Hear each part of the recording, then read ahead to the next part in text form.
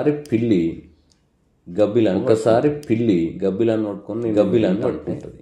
గబ్బిలాన్ని తింటావు నేను తింటా అని గబ్బిలకు నన్ను తింటావు పిల్లిని ప్రశ్నిస్తుంది అని పిల్లిని ప్రశ్నిస్తే పిల్లి ఏం చేస్తుంది?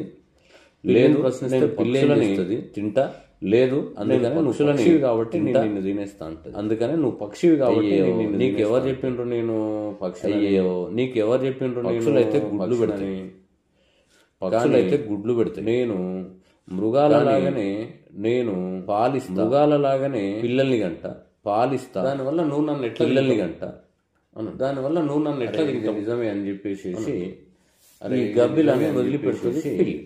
ఈ గబ్బిలాన్ని మళ్ళీ ఒక రోజు ఏమవుతుంది? గుడ్ల గుబ మళ్ళీ ఒక రోజు ఏమవుతుంది?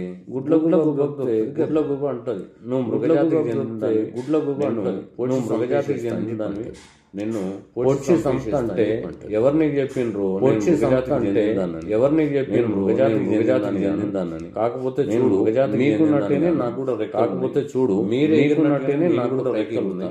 మీరు ఎగిరినట్టు పైకి కూడా పైకి ఎగురుతా ఎగరవు కదా.